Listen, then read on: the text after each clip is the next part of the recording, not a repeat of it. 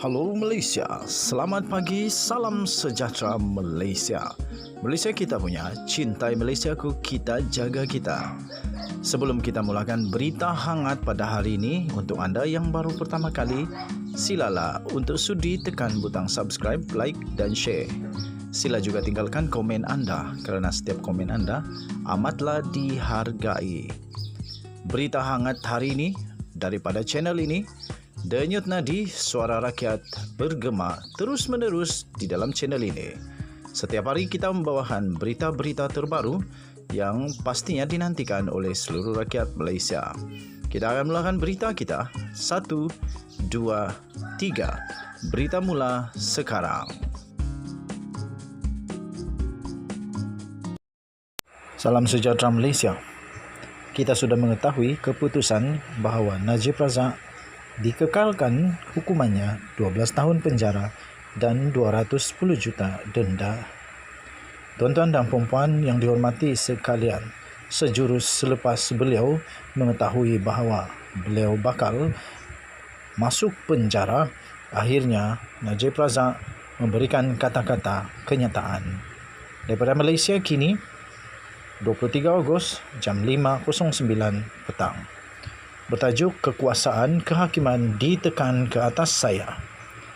Bekas Perdana Menteri Najib Razak menyifatkan sistem kehakiman negara telah tidak berpihak kepadanya. Dalam kenyataan berbahasa Inggeris yang telah dibacakan beliau di dalam kandang tertuduh sebelum Mahkamah Persekutuan menyampaikan keputusannya, Najib mengeluh dia tidak diwakili oleh peguam setelah permohonannya untuk menangguhkan prosiding mahupun menamatkan khidmat peguamnya ditolak. Menurut Najib, dia merasakan dirinya dianiaya dan tidak diberi peluang yang saksama untuk menjelaskan dirinya kepada mahkamah berhubung keputusannya berkaitan pasukan peguamnya. Katanya, sebagai tertuduh dan perayu di peringkat terakhir kes, ini perasaan paling teruk untuk menyedari yang kekuasaan kehakiman ditekan ke atas saya dengan cara yang sangat tidak adil, katanya. Dia sekali lagi menegaskan pendiriannya bahawa Hakim Perbicaraan Muhammad Nazlan Muhammad Ghazali dan Ketua Hakim Negara Tengku Maimun Tuan Mat mungkin tidak adil terhadapnya. Untuk mendapatkan bacaan lengkap tentang kenyataan Najib Razak ini, anda boleh layari di malaysiakini.com dengan tajuk Kekuasaan Kehakiman Ditekan ke Atas Saya. 23 Ogos 2022 jam 5.09 petang. Sekian berita. Salam sejahtera Malaysia. Malaysia kita punya, cintai Malaysiaku, kita jaga kita. Jangan lupa tekan butang subscribe, like dan share. Kita jumpa lagi. Bye-bye.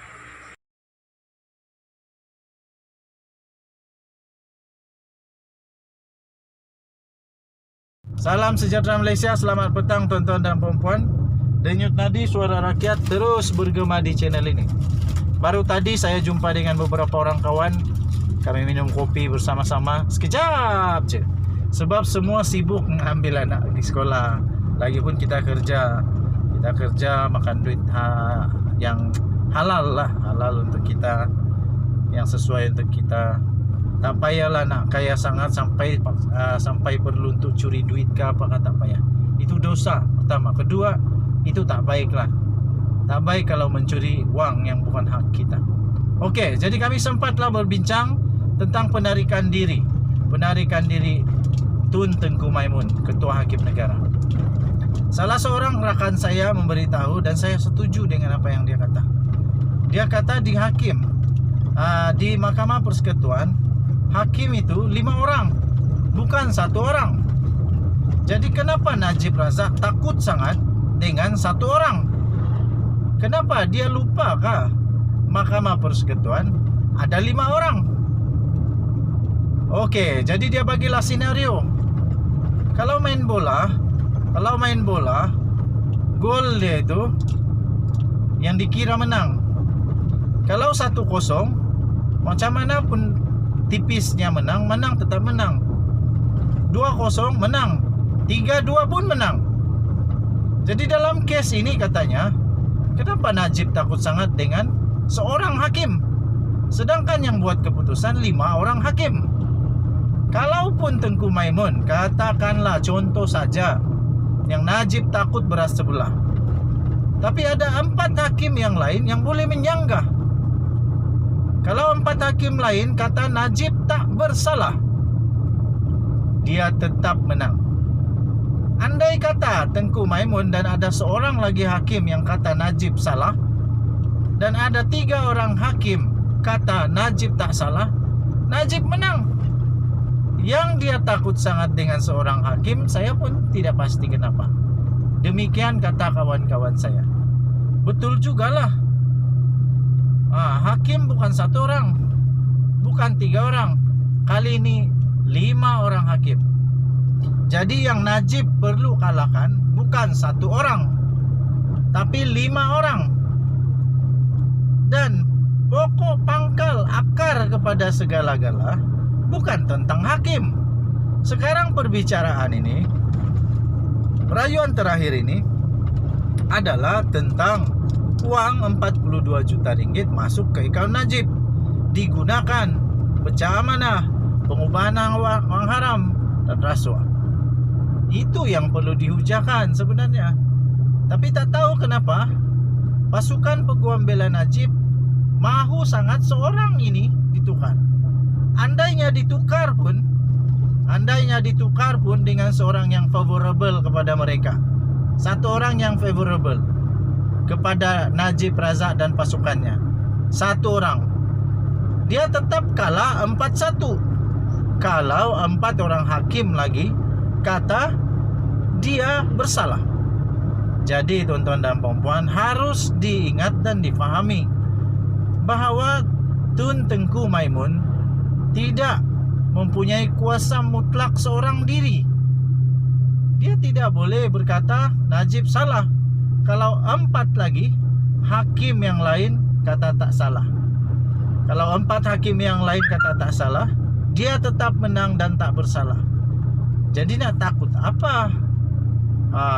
Pada pendapat saya, wasting time, energy and resources untuk fokus kepada seorang hakim supaya ditukar, lebih baik fokus kepada bagaimana untuk menghujahkan supaya Najib boleh dibebaskan. Itu yang saya rasalah. Kita kan bukan hakim, kita bukan peguam, jadi pikiran logik begitulah.